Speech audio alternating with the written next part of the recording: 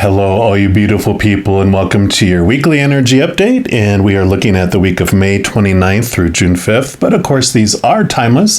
So if you are coming across this reading outside of that time frame, still trust your intuition and watch the video because I'm sure there are messages for you. If you are watching this during that period of time, wow, May has been quite a I don't even know what word to say, intense, maybe, energy month. We have the eclipses going on, and of course, Mercury in retrograde. So it was a pretty, like I said, intense, energetic type of month. But great news for this week on Friday, June 3rd, is when Mercury goes direct. So we're coming out of that retrograde. So all the reflection we've been doing and all the challenges we've had with communication and whatever beautiful lessons we were able to learn through that. Now we're going to be moving forward again for a little while till the next retrograde.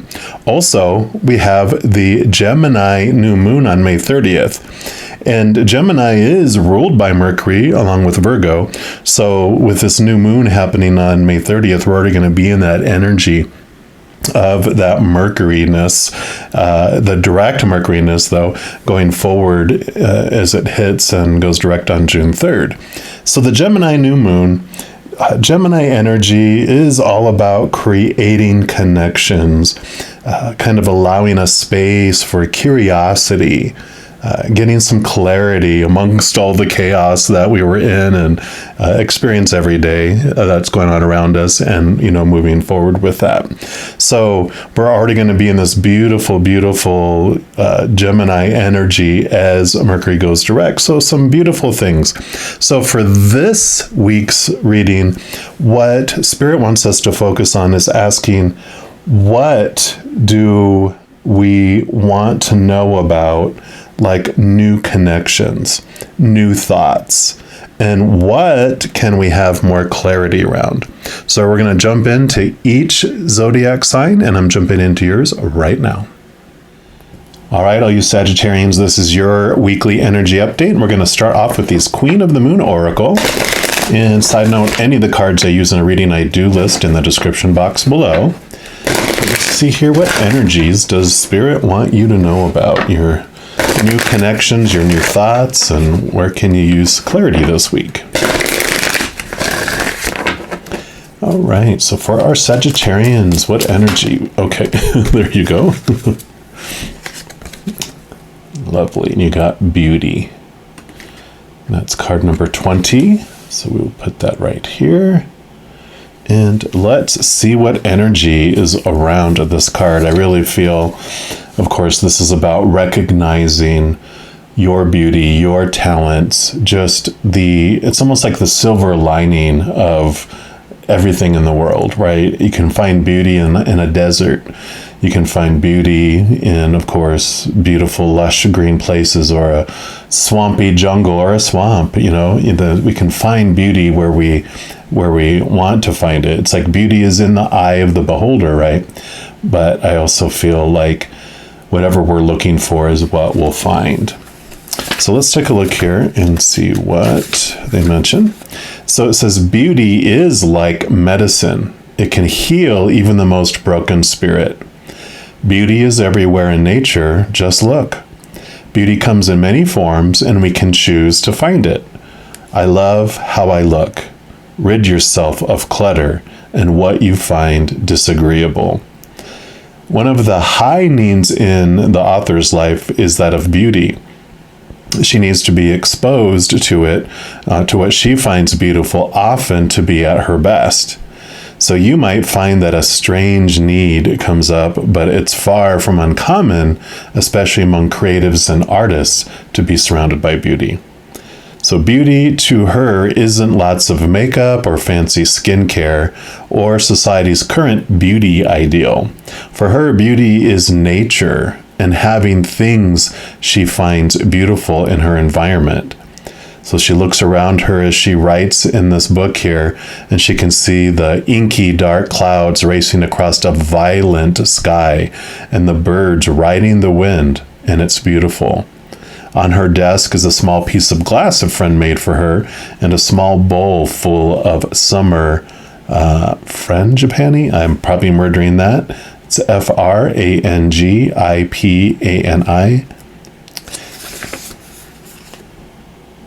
And her feet rest on a hand-woven carpet of desert colors, and her toenails are painted a shimmering turquoise, her favorite color. So all of these are expressions of beauty to her.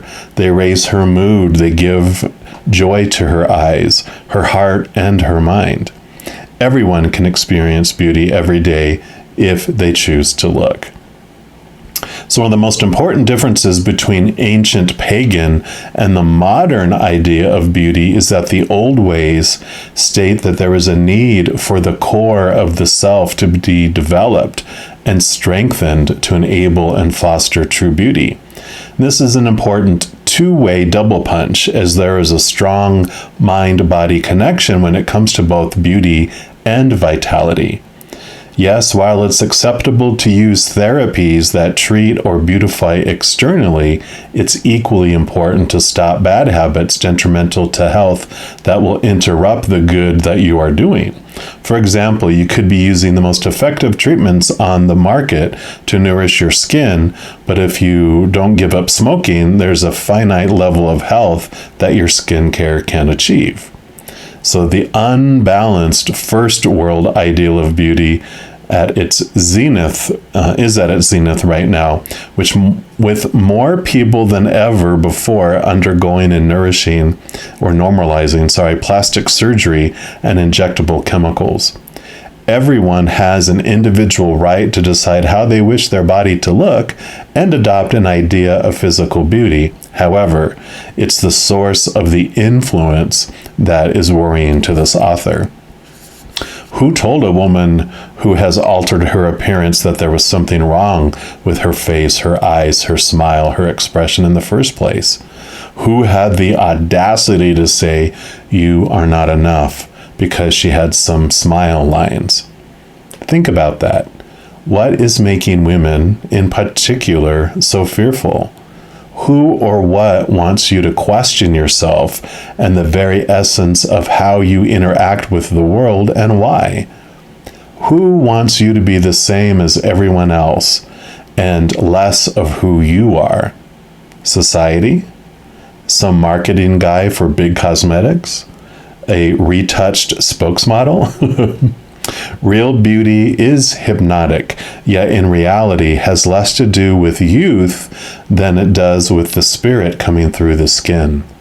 The word charisma comes from the Greek charis and ma, meaning the spirit shining through. Wow, that's beautiful. Each of us possess a unique beauty, one that gives us confidence if we recognize it. Each of us is desirable. Each of us perfectly formed to be what we want to be.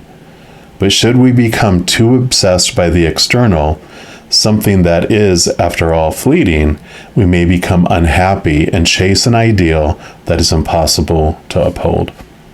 And the companion stone for this card is Larimar. So I do love this message, and it fits both male, female, or however you identify. I mean, there's all sorts of expectations in society and with everyone else about what, someone should look like, what is, acceptable, what is, sexy and hot or beautiful or handsome. What does all that mean? And it's fluctuating, and it has through all the centuries when you look at all the paintings and what they emphasized, etc. But, this is about you determining what beauty lies within you and focusing on what beauty means to you and surrounding yourself with beautiful things that are beautiful in your eyes. We're also going to pull a card here from the numerologic guidance cards and just see what else we are looking for here.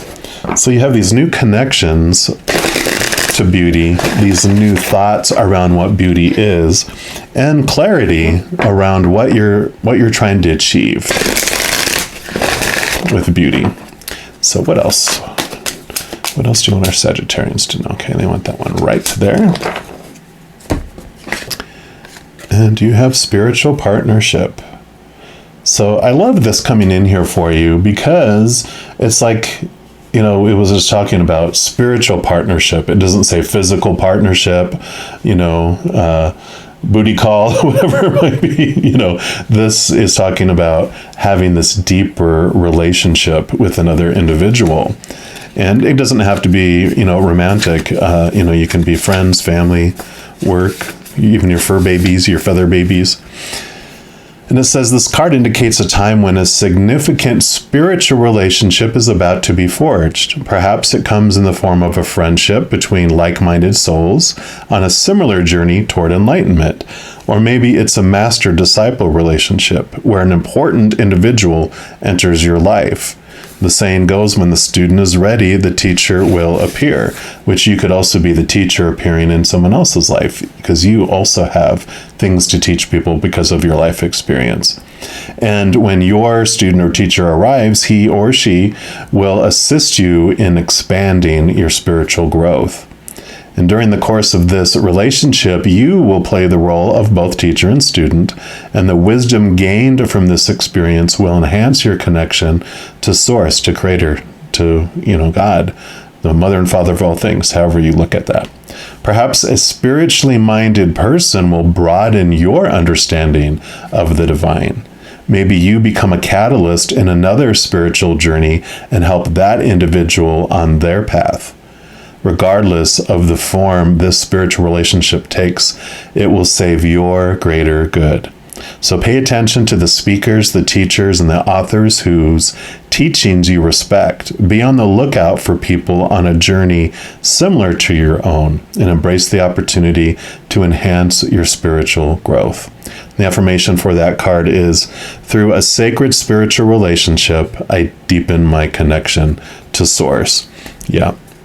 And that is beautiful, right? I mean, when you connect to that beautiful unconditional love that is the Source, that is Creator, that is God, right? How beautiful is that? And I love this. Of course, this purple is your crown chakra, and the orange in the middle is the sacral chakra, which the sacral chakra does focus on relationship of one-to-one. So this individual coming in, these individual relationships, and you could have more than one, but it's about this spark of this inner spiritual relationship that takes you to this higher place to see things from the beautiful, beautiful eyes of the Creator, right? We're also going to pull from these Light Seers Tarot. Let's see what additional clarification the Creator and Spirit would like you to know.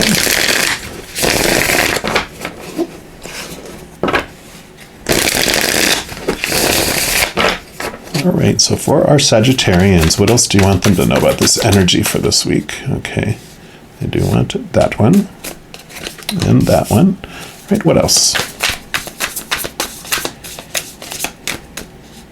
Okay, they did want that one there. Okay, they do want that one on top. What else? Nope. Nope, none of those. Oh, there we go. Okay, thank you. And any others? I feel like there's one more for some reason. Well, two more. Okay. I thought there was going to be. There we go. So these have to do with these, and these in the middle. All right. So they do want to start right here. And you have the Seven of Cups.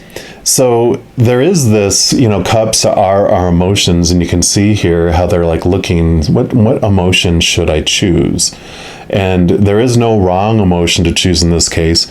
And I love this with the 2 and the 27 and the 7. So you got 2, 20, you know, and 7 and 27. So all these are adding up together already.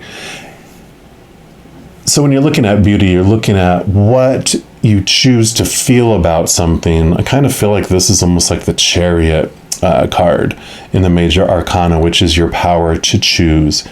And this is this message, this reminder that no matter what comes your way, no matter what you're looking at, you get to choose what it means. You get to choose how you feel about it. And in the beginning, we may not feel like it is a choice because we've been conditioned so much that, you know, we've been told that when this thing happens, this is what it means. And when this thing happens, this is how we feel.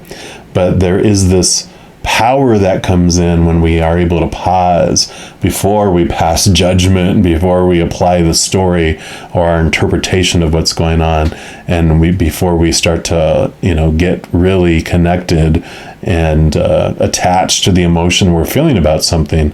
We can take a step back, take a breath, and look and go, wait a minute. Now I know this is how I'm supposed to feel about it, but how do I want to feel about it in this moment? And there's this power that's coming in with this. And then when I jump over to this one, yep, and then here's the King of Pentacles. Pentacles is the outside world, and the King of Pentacles is the highest of the suit. He's made it through all of the other pentacle journeys. He's very wise and intelligent. He has the big picture of life and how the outside world works. I also look at the pentacles as like the value that we put on ourselves, so our worth based on our experiences walking through this human life. And one of the messages that he learned through his wonderful experience throughout the Pentacles is that when he defined himself by the outside world, by relationships, by situations, by things or our bodies, he felt unstable in his worth, because relationships are unstable because people change or pass away. Situations are unstable because situations never stay the same. And things in our bodies and our bank accounts, all that stuff is unstable because, of course, things break down, deteriorate, are stolen or burned down. So he learned that when he was looking outside of himself for his value, that he did feel unstable because all of those things were unstable. So it all kept pointing him back to his journey internally, to look inward for his beauty, right? For his worth, for what he defined himself as. And of course, he found and I love this one, he found unconditional love. We always say dogs represent unconditional love, right?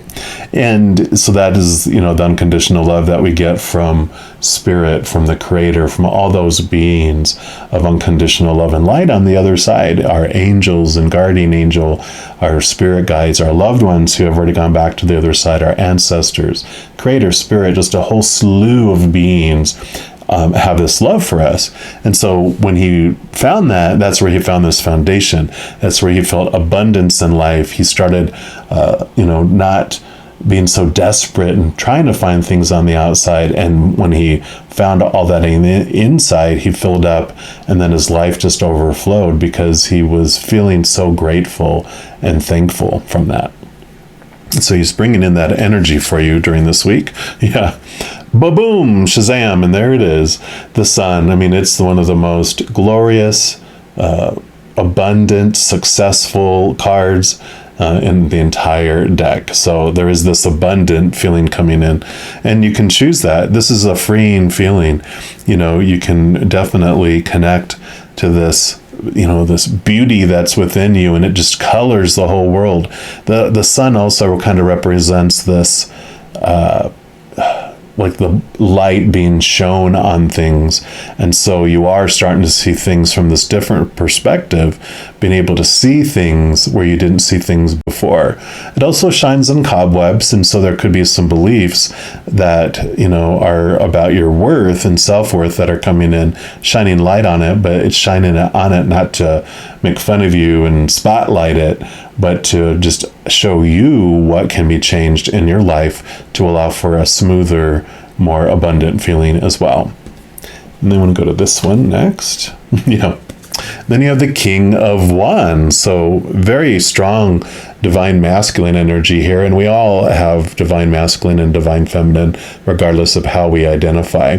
The wands are your drive, your ambition, your passions, your energy, and your spiritual energy. And so when you look at this, the king is the highest of the energy that you can experience, the highest of spiritual energy that you can experience. So this is your higher self. This is the connection to your higher self.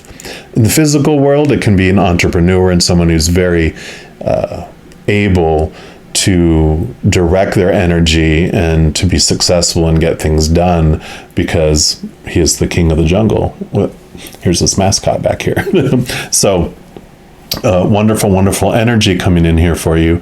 Very emperor-like. You are taking command of what you want to do. And that makes sense with this power of choice coming in and this feelings of understanding who you are. I mean, this is just a wonderful guide here. And with that spiritual partnership being highlighted, you know, that with your focus on spirituality this week and all that fire that you are, you're a fire element, fire sign, you know, you're directing that and you're allowing this, instead of focusing on the stuff on the outward side that kind of feels like it's going in a black hole, you're focusing on the inner up to the spiritual. And so wherever you focus your energy is what grows. And so I feel like that's what's happening here. Yeah, because here you have the Hierophant. So you are taking things in your spiritual, the Hierophant's like a spiritual leader. You are taking things to a higher level spiritually. And 5 of the Hierophant is about change and about new viewpoint. So this is definitely fitting right in with the message here. And then actually they want to go to this one next. Yep. And here is the Tower. And the Tower is great. I mean, it's like the sun. The lightning bolt shines light on things that are no longer serving you in your life. When the Tower comes, there's like a condemned house that you've been hanging around in. And it's like, okay, it no longer serves you. It served you for a time, but now it is unhealthy or not necessary and not fitting into your next part of your adventure. So this lightning bolt comes from the sky and removes something from your life in order to give space to something new coming into your life. So there are these things that are happening within your life that are bringing all of this to your face. So you do have this Tower moment that's happening. Could have already happened. I mean, it's a general reading, so I feel like it either has already happened or it'll happen this week or in the very near future, but this is being spawned this week, so I really feel it's going to be either this week or before that you're experiencing this Tower moment to open yourself up to this new experience. And it kind of feel like with a spiritual partnership, you know, whatever was taking a lot of your time and attention before, it's like it's left your life. Or you've chosen to leave it behind because you were nudged and you just couldn't be in that energy anymore.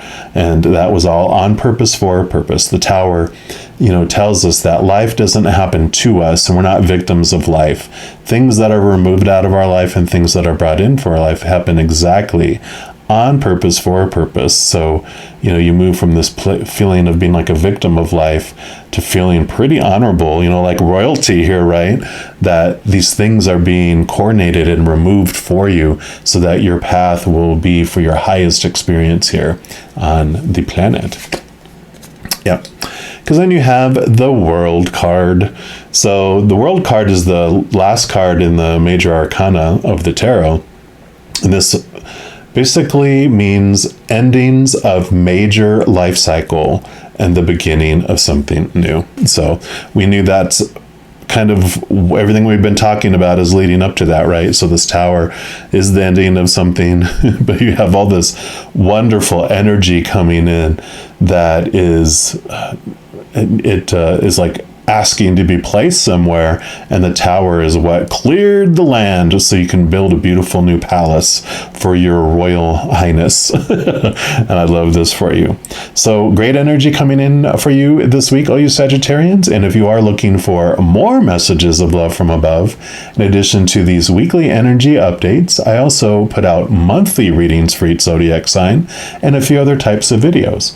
So if you don't want to miss out on any of those and be notified immediately when they become available, if you give this video a little thumbs up and click the like button, also click the subscribe button, and that gives you access to the notification bell. And when you go in there, if you select the all option, then you'll be notified of any new videos that come out on this channel. Also, doing those things helps spread the love, because when you like a video or share a video, when you comment on a video, and especially if you subscribe to a channel, doing those things makes the YouTube algorithm so crazy happy and wants to share the videos of this channel with other people as well. So if you feel inspired to do any of those things, I am definitely grateful for that. Also, these are general readings, and if you're looking for even more specific information and answers for your specific life, I do offer personal readings, and those are listed in the description box below. All right, beautiful Sagittarians, as you go through this amazing week, please know that every second of every day of your life that you are unconditionally loved by the Creator of all things, and of course, I love you too. Have an amazing week. I'll be talking to you very soon. In the meantime, you hang in there and you take care.